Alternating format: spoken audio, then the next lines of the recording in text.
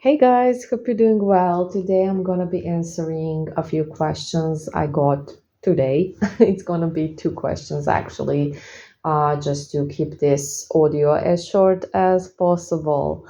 So the first question is gonna be about jealousy. Us females, we tend to be quite jealous and quite insecure, and also we tend to be threatened by other women. So the question was from a client that got back together with their ex. However, the ex follows other girls on social media, and she normally doesn't tolerate that, she said, and asked what to do. So, just from this sentence, I normally don't tolerate this. What does this mean? A lot of girls, they will make their partners unfollow all of the other girls, or they're gonna be like controlling their social media. So why do you do that? Ask yourself, why do you feel threatened by these women? Why do you feel threatened? Why do they make you feel insecure? Why do they make you feel like you're not chosen and good enough? It's a you problem, it's not a he problem. uh, so first of all, I'm not getting into why he follows, who he follows, because I didn't get any information on that. But I want to talk about it about this from your perspective and not the perspective of the other person, because again, we don't have info on that. So why do you feel threatened? That's the real question. What is behind this? It's about you.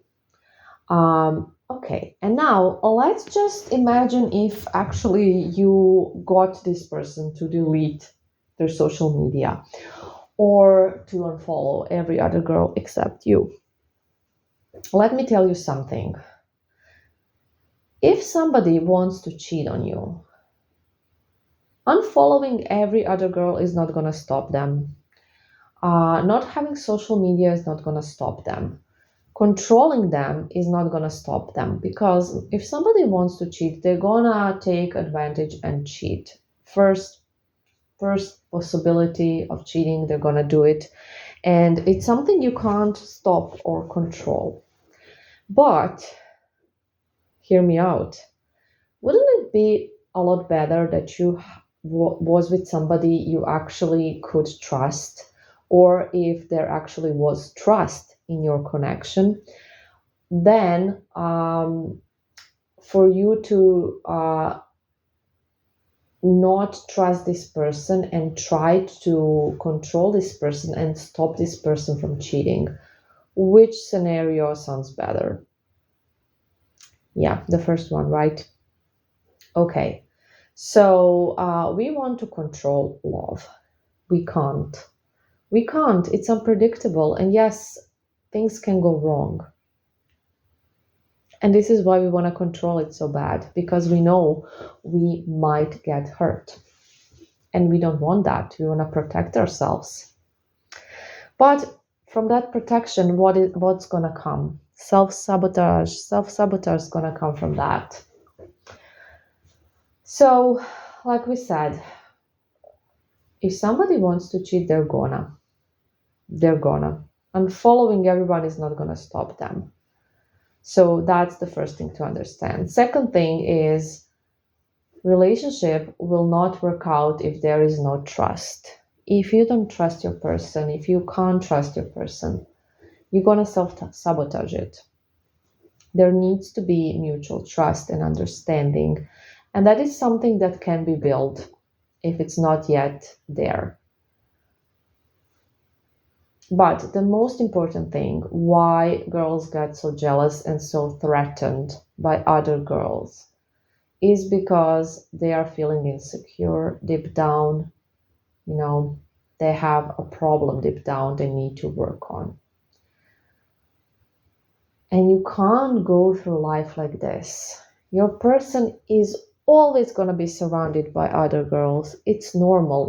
They're going to work with other girls, or they're going to go to school with other girls, or they're going to be friends with girls, perhaps. There's going to be girls in the gym, in the supermarket, in the library, anywhere they go, there's gonna be girls. There's gonna be girls. And I'm gonna tell you this as well. I know that every single girl, when she has a boyfriend, she kind of wishes that they only thought she is the only beautiful woman in the world. But that is not the case because just like you notice other attractive people, so do they. Everybody does. They are not blind and they notice. However, please know this, you are the most beautiful girl in their life. Yes, they may think other girls are beautiful, but you are the chosen one. You're the one they're with, and you are the most beautiful one for them. And that should be enough because that's the reality of it. And the fact is that you can't be the only one they find beautiful. Because beauty is everywhere around us, and we all notice it. We all do. You do, they do, I do. So, just wanted to say that. Another thing to know is that beauty is not enough and beauty is not the most important thing. So keep that in mind. They don't even know these other girls around them. They're not interesting to them. They are interested in you. Okay, so you can't isolate your person. They will always meet other girls and they will always, work with them or have to be in contact with some of them. So imagine if you got married and they worked with a really attractive coworker, and every day you're feeling anxious about it, every day you're going crazy about it, every day you just can't stop thinking about it. Is that a life you want to lead? Is that a normal life? No, of course not. Absolutely not. You want to feel safe and secure. So work on that because, again, it's a you problem. You have to work on that. Um, you absolutely need to because you can't go through life feeling anxious and feeling threatened by every other female that happens to walk by your man. You can't. You can't. Now, your only solution would be to put your person in a basement and never let them out, and they would only see you, and that would be that. But you can't have prisoners. It's illegal, and it's not okay. So hopefully you're not going for this scenario. And if you're not, your only solution is to actually work on your own insecurities. Because, yes, the reality is there are a bunch of attractive people in the world and they will be exposed to these people. But you need to know your worth and how much you mean to them. There has to be mutual trust. There has to be. And no, you can't control them. And no, you can't control love. You can't. If somebody truly wants to cheat on you, they will find a way, no matter how difficult you make it. They will. So these are just some things you need to accept and some things you need to work on. And you also need to, number one, just admit to yourself that you have a little problem here and work on that little problem so you can have a successful and long lasting relationship. So I hope this helped. And then our second question and last question for today was, how do I put myself on a pedestal and how do I take my ex down from that pedestal? Great question. So, first thing, if you're doing the vibrational work, if you are really working on yourself, automatically you're going to put yourself on a pedestal because putting yourself on that pedestal and taking the X off the pedestal comes with detaching. It comes with, just working on yourself, with getting into higher vibration because higher vibration is about detaching. So if you're anxiously attached, that person is always going to be above you. That person is always going to be on a pedestal because you're basically, when you're anxious, when you have anxiety, what you are doing is you are allowing another person to control your emotions, right? Because when they don't reply, when they leave you on red, when they don't reply right away and you're anxiously waiting for that reply, you are basically giving them the power over your emotions, and you should be the one that controls them. So your mood depends on this person, right? Your mood depends on if this person texts you, or if this person replies to you, or if this person agrees to see you. So your mood is depending on that. If this person rejects you, your mood is automatically down for the whole week and you're just feeling miserable even though you have so many other things going for you in life. So when somebody else is in control of your mood, and if you're anxiously attached, then somebody else is in control of your mood, this is when that person is on a pedestal because they're above you and they are basically controlling your emotions. You're letting them control your emotions. When you detach, your anxiety goes away. You become safe and secure instead of anxiously attached. Automatically, you are on that pedestal because no longer is this person, running the show. No longer is this person controlling your mood. Now, your mood doesn't depend on this person's reply anymore. It doesn't depend on, whether they're going to reply in 5 minutes or in one day. It just doesn't depend on them anymore. So that's kind of automatic. And this comes with basically raising your vibration. And you can follow the changes inside of yourself, and this is how you can know where you are vibrationally. Like I said, these changes, they don't happen overnight, clearly, and you're gonna notice improvements, but you're still gonna have some struggles, and it's still not gonna be like perfect. Also, being in high vibration does not mean that you will necessarily be whatever if somebody leaves you on red and you really care about that person. So it's perfectly normal that you will be disappointed. You can be. It's not forbidden. We are human beings and we can be high vibrational and really safe and secure, but it doesn't mean that we will not feel disappointed and we will not feel a bit down if the person we really like rejects us or leaves us on red. So I'm not saying that should be the case. However, it will not ruin our whole day. It will not ruin our mood. It will for a minute. It will for a moment, absolutely. But this will not put us in that victim mentality. It will not ruin our whole week. We're gonna feel a little bit, oh, that sucks. I wish they would reply, because that's human and normal, right? You're not robots. So that is the little difference in it. You're just gonna kind of know.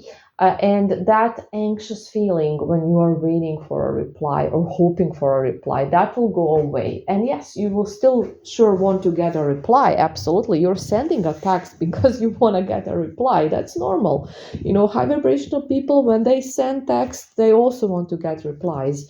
So, nothing wrong with that, but you will not be anxious about it. You will not be obsessed with it, and you're not going to allow it to ruin your whole day. So that is going to be the difference. Now, some advice on the topic of how to put yourself on a pedestal and put your ex down. Except obviously everything that we already mentioned, just working on your vibration, working on yourself, focusing on yourself, on other interests, other activities, really building your life, making every area of your life better. Except all of that, what you can do for a little practice, and remember, your brain, it learns from repetition. So in the beginning, you're really gonna have to be mindful about this until it just becomes a learned type of behavior, and you're gonna automatically kind of react in that manner. So when your person does not reply, leaves you on red, ghosts you, whatever you want to call it, or replies late, or it takes them ages to reply, or rejects you, you're asking to hang out and they reject you, any situation like this, what you're going to do with this situation is really think about what you want in a person, okay? and what your boundaries are, and what your wishes are, and what you deserve. So you're gonna see, okay, this person is not treating me the way I deserve. Therefore, I'm not interested. And it doesn't mean that you're gonna stop being interested in this person, but I'm not interested in this interaction. Um, so basically, the problem when you are anxiously attached is that when somebody does any of these things, leaves you on red, or rejects you, or does something that is opposite of what you would like to happen, the problem is that this type of behavior will be attractive to you, and this type of behavior will make you chase them. So it will make you chase them because you're gonna want to prove your value to them and your worth to them. So you will be either sending more texts or begging, or just trying to manipulate them, or maybe just complaining, oh, you never reply, you never text me back, it takes ages for you to reply, whatever it is. That's a little manipulation, actually.